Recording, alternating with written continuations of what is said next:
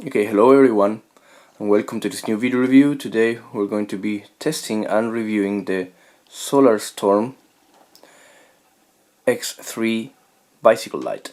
This is a 3x XML 6 light, and it's basically meant to be attached to your handlebar there with these two rubber things that you have. So you attach the one in the front there in that part, and then the next one in the back like this. It has a very easy and fast attachment, and you put it in your handlebar like this and it goes really secure. The good thing is that it comes with two size of rubber rings, so that is pretty good. It's very easy access. You can attach it and take it off quite easily. It also comes with this charger because the battery pack, as we will see later, is rechargeable.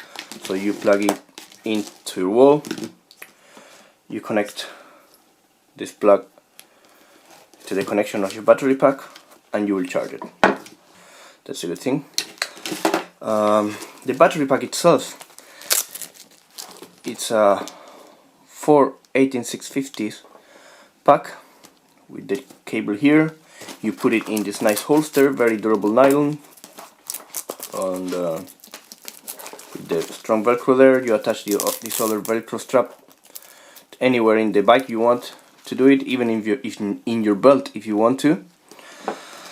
And you plug this other thing, this other part, in here. This is the connection for the bike, for the light itself. So you will see here that you have these three blue dots there, and then when I plug it in, let me try to show it. You see there? Wait, no connection. They become green, and then you screw it to make it waterproof. I mean, not waterproof, water resistant. And there you have the green lights there, showing you that it's fully charged or almost fully charged. So this one works both for finding the light in the pitch dark when you're riding your bike and it's fully dark and you don't want to start searching for the light in your handlebar. You just follow these lights and find it very easily. And also works as a battery life indicator, as we'll see later. So you have this attached, you have it plugged in, and it works with just one button that has inverse activation. So one click and it will always go into the low mode. It doesn't say how many lumens it puts out in the lowest mode. So we won't talk about lumens in this light. We'll just talk about modes. Lowest mode, then you have one more click, middle, one more click, high, one more click, off. And you will see that there it says that it's meant to be fully charged. One click and it comes back to only two lights. That means that it's between half charge and fully charged. Middle, high, and then off again. And from off or on, it doesn't matter if you have it off or on. If you press and keep pressing for a couple of seconds, you will have blinking mode. It's a good thing. I like the speed of the blinking mode. There are other bike lights that are super fast, almost like strobe, and it's really disorienting, and it's quite annoying to be riding your bike with a super strong strobe. I don't like it. So this blinking mode makes it very visible, but it doesn't become that annoying. Anyway, if you're in the pitch dark and you use that blinking mode, it will become exhausting for your eyes. So I recommend that only if you're in a big city with lots of lights and lots of cars and you really want to be visible for the other cars, then you use the blinking mode. Otherwise, you just use the normal low, middle or high, and it will always go on in the low. It doesn't have memory function. So that's about the functionality and the settings. Now, some impressions about it.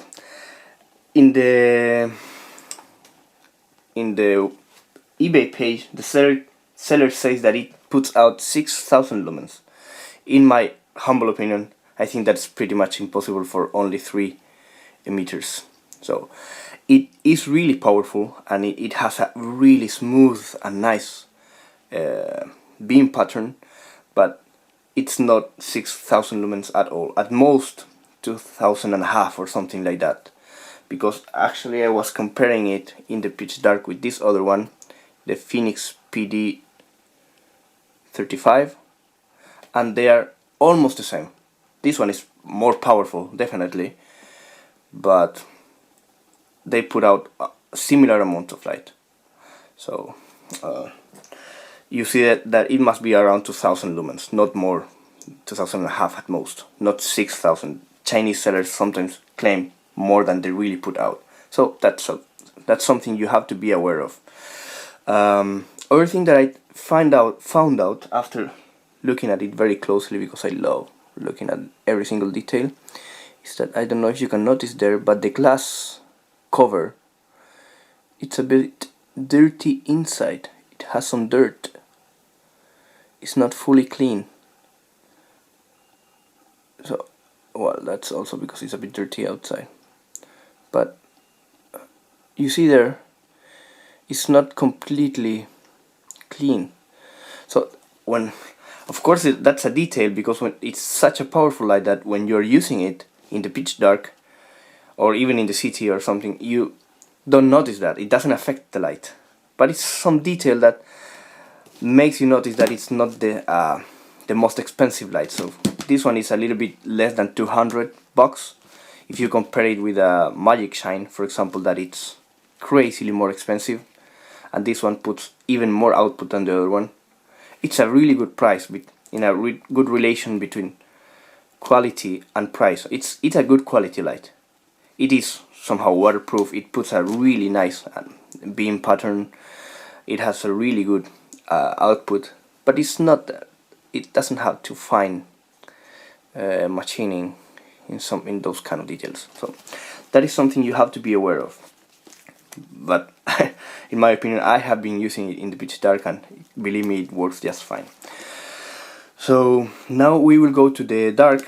We'll wait until the night, so you will see how it works. And actually, just so you know, we'll be using this light. This camera, I'm sorry. This is a JVC Full HD quad-proof action camera. It doesn't have picture stabilization, so the video will move a little bit, just so you know. And the light in the video doesn't make any justice to the actual light of the light. Yeah. So what you will see in the video is just a part of the real amount of light that this little torch puts out.